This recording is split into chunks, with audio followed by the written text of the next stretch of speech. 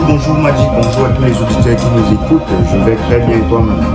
Je vais bien, j'espère que tu as passé une excellente soirée. Ouais, je ne pense pas une excellente soirée, que j'ai des problèmes avec mon frère. C'est tout le Cameroun qui a les problèmes, donc étant Cameroun, on se sent forcément concerné. Mais bon, la vie continue et on ne doit pas s'arrêter.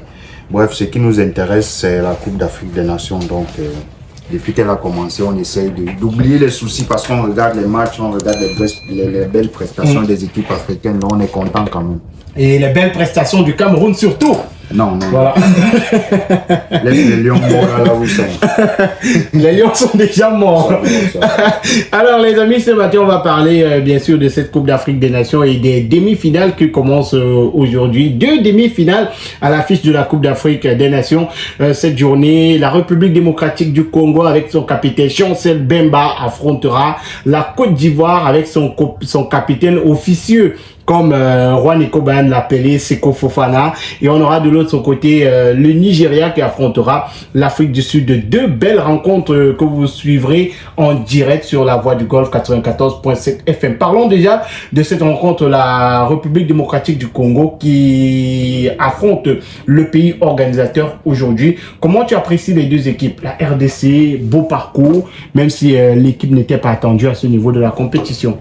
Ouais, je pense que le Congo a montré que quand une équipe est unie et avec des individualités et quand aussi, on est un peu en danger, avec des très belles individualités, on peut forcément aller très loin. Parce que quand tu regardes le Congo jouer, personne ne joue comme s'il est supérieur à l'autre.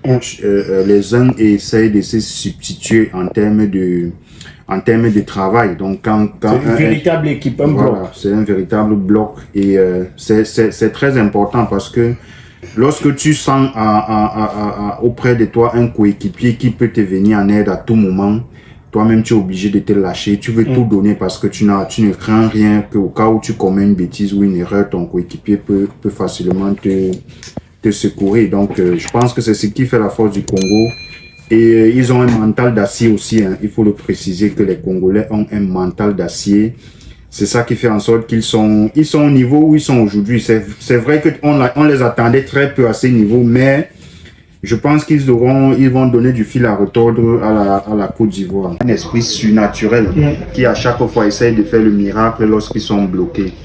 Mais je pense que aujourd'hui, une fois de plus, ils se sont rendus compte que ils ont fait le plus difficile et ils ont fait plus que ce que les Ivoiriens attendaient d'eux. Donc ils sont en demi-finale, ils sont au dernier carré de cette compétition. Je pense qu'aujourd'hui, une fois de plus, ils vont tout donner pour pouvoir jouer la finale et pouvoir remporter, pour qu'ils aient au moins une 3e étoile sur... Mais c'est peut-être la population ivoirienne qui a mis un peu de pression à cette équipe-là. C'est clair que les Ivoiriens ne s'amusent pas. Hein. C'est clair. Au début, ils ont d'abord manifesté, ils n'allaient pas au stade et tout.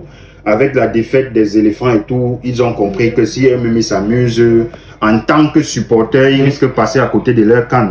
Ils sont montés au traîneau et on voit ce qu'ils ont fait. Et aujourd'hui, on est content de voir les stades pleins, même si la compétition tire à la fin.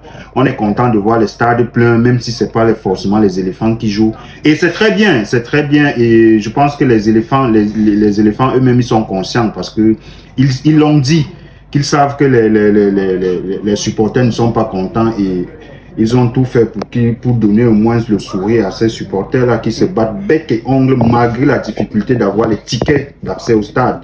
Donc, je pense qu'aujourd'hui, c'est une grande satisfaction pour les 2 parties, en fait. Et la Côte d'Ivoire qui donne une belle leçon à l'Afrique tout entière. J'ai vu cette vidéo-là où il y a une supportrice guinéenne lors de la rencontre Guinée équatoriale Côte d'Ivoire. Une supportrice guinéenne qui est allée jubiler devant les Ivoiriens. Il y a un Ivoirien qui a balancé une bouteille. Je voyais cette vidéo ce matin et ça m'a ému. Voilà, la supportrice, il y a un supporter ivoirien qui a balancé et tout le stade s'est retourné contre lui. Qu'elle a le droit de supporter son équipe, elle a le droit de jubiler, même si elle était devant les Ivoiriens et tout. Et c'est un peu beau ce qu'on peut vivre dans cette Coupe d'Afrique là, parce que au-delà du jeu, on a le fair play. Même si les Ivoiriens ont un peu cassé la ville d'Abidjan après la rencontre, ils étaient presque éliminés. Ils ont compris le phénomène de fair play en fait, parce qu'après Parce qu'après, s'ils étaient restés violents, ça n'allait pas les aider et ça allait peut-être coûter des sanctions bien après. Ouais. Donc, ils ont compris, peut-être il y a eu des séances de sensibilisation et d'information et tu vois que l'attitude des Ivoiriens a complètement changé, c'est passé d'un cap à l'autre et c'est très bien. Je pense que tous les étrangers qui y sont aujourd'hui sont tellement contents d'être en Côte d'Ivoire malgré tout ce qui s'est passé parce qu'après, c'est pas le début qui compte, c'est comment est-ce que ça va se terminer et je pense que c'est ça le plus important. Et de l'autre côté, on a une autre belle demi-finale, l'Afrique du Sud qui affrontera le Nigeria. L'Afrique du Sud qui, elle également, n'était pas attendue à ce niveau de la compétition depuis plus de 20 ans. Le pays n'avait plus fait vibrer l'Afrique, le pays n'était plus arrivé à ce niveau de compétition avec Hugo Broos qui a conduit les Lions indomptables du Cameroun en finale à la victoire en 2017 au Gabon. C'est lui qui porte cette équipe-là, c'est lui qui est le sélectionneur. Et quelque chose de magique dans l'équipe d'Afrique du Sud, c'est qu'on a plus de 90% des joueurs qui sont du championnat local, voilà, qui sont du championnat sud-africain, et on a plus de 70% de l'équipe qui vient d'un club. C'est magnifique ce qu'on peut vivre avec l'Afrique du Sud dans cette compétition, Fabricant. L'Afrique du Sud me fait penser un peu au Cameroun, parce que il fut une époque là où quand on parlait d'Afrique du Sud, tout le monde tremblait. Ouais. À un moment donné, à un moment donné, tout le monde a vu que ça a baissé parce que la génération des joueurs a vieilli et il fallait reconstruire. On a vu le temps que ça a pris à l'Afrique du Sud de reconstruire. Aujourd'hui, on voit les résultats. Mais on oublie que ça fait des années que l'Afrique du Sud n'existe presque plus footballistiquement parlant. Mais c'est aujourd'hui qu'on parle d'eux parce qu'on voit qu'il y a eu un travail de fond. Et comme tu l'as précisé, plus de 80 à 90% des joueurs proviennent du championnat local. Ça veut dire qu'ils ont travaillé sur le championnat local. Tu vois, ils ont travaillé sur le championnat local pour pouvoir avoir de la matière grise qui va nourrir l'équipe première. Et on voit ce que ça donne aujourd'hui. Et c'est formidable parce que lorsque tu vois l'Afrique du Sud jouer, tu es content parce que on voit en fait que les joueurs se connaissent, qu'ils se côtoient, qu'ils sont au quotidien, bref, qu'ils sont la majeure partie du temps ensemble, étant donné qu'ils évoluent dans le même championnat. Chacun connaît un peu les performances et les difficultés de l'autre. Donc, aussitôt que ça ne va pas, chacun essaye de compenser les difficultés de l'autre et ça va vite. C'est pas qu'ils sont des super joueurs, ils ne sont pas trop forts, ils ne sont pas trop extraordinaires, mais le fait d'avoir cette cohésion dans le jeu, de connaître les manquements des uns et des autres, ça fait en sorte qu'au niveau du stade, on a l'impression que tous sont trop forts. Et pourtant, c'est le fait d'être ensemble, de se connaître et d'évoluer dans le même championnat. C'est ce que je disais ici là que la reconstruction du football, ce n'est pas au niveau de l'équipe nationale seulement. C'est pas la base de la reconstruction. C'est pas la base de la reconstruction. Ça commence par les équipes inférieures parce que c'est là-bas qu'on commence à travailler, on commence à inculquer une certaine mentalité, un certain esprit aux joueurs qui vont intégrer l'équipe Fagnon plus tard. Donc moi, je pense que l'Afrique du Sud est là où elle mérite aujourd'hui parce que tout le monde voit comment on joue avec un excellent gardien. Je pense que ça fait pratiquement 4 matchs que l'Afrique du Sud n'a pas encaissé le moindre but jusqu'aujourd'hui. Et c'est extraordinaire.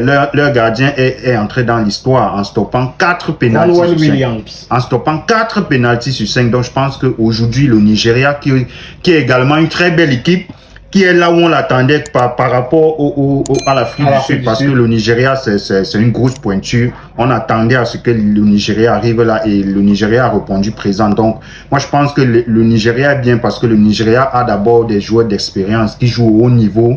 Et la chance qu'ils ont, c'est qu'ils se connaissent un peu plus parce que ils ont l'habitude de jouer ensemble, ils évoluent pratiquement presque dans les mêmes championnats. Une belle génération. Voilà. Certains même jouent ensemble et tout. Et ils ont des individualités.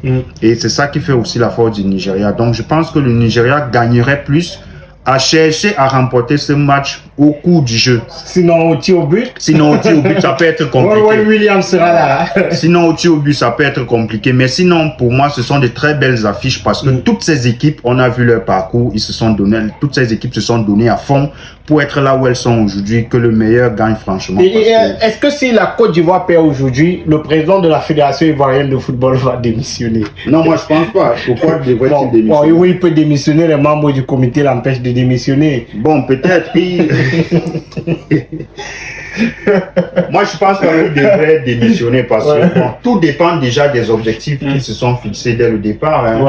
Et si ces objectifs ne sont pas atteints, si le bilan, parce que le bilan ne se résume pas, je reviens dessus, le bilan ne se résume pas seulement à l'équipe nationale.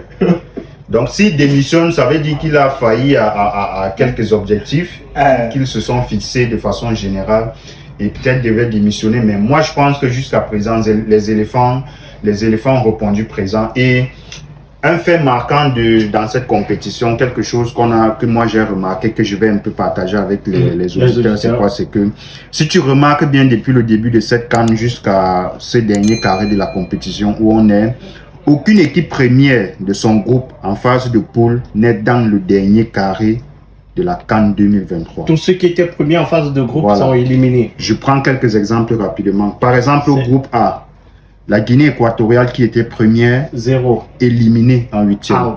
Groupe B, le Cap-Vert qui était premier, éliminé en quart de finale. Groupe C, le Sénégal qui était first, éliminé en 8e de finale. Groupe D, l'Angola qui était première, chassé, éliminé en quart de finale. Groupe E, le Mali qui était éliminé en quart de finale. Groupe F, le Maroc, renvoyé, éliminé en 8e de finale. Ça, c'est extraordinaire pour cette CAN. Mais c'est biblique. Les derniers seront les premiers. C'est bibliquement dit. Les derniers seront les premiers.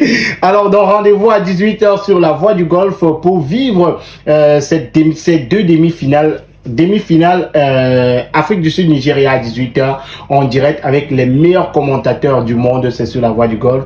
Et à 21h, République démocratique du Congo contre la Côte d'Ivoire. Deux belles affiches avec quatre bonnes équipes qui nous montrent de belles choses depuis le début de cette Coupe d'Afrique des Nations. Et tu le disais, le Nigeria aura en face de lui le gardien sud-africain qui est pressenti pour être le meilleur gardien de cette compétition. Peut-être il nous montrera encore de belles choses ce soir. Mais en face, on aura également un Victor Osimhen qui est super costaud avec son équipe, qui apporte de belles choses et qui montre également de belles choses dans cette compétition. On se souvient de la façon dont il a malmené les défenseurs. Laissez les Camerounais se reposer. Les Lions ont déposé les démissions, mais c'est nous le peuple qui on a refusé. Le peuple qui refuse les démissions. Voilà, donc rendez-vous à 18h et 21h sur la Voix du Golfe pour vivre ces demi-finales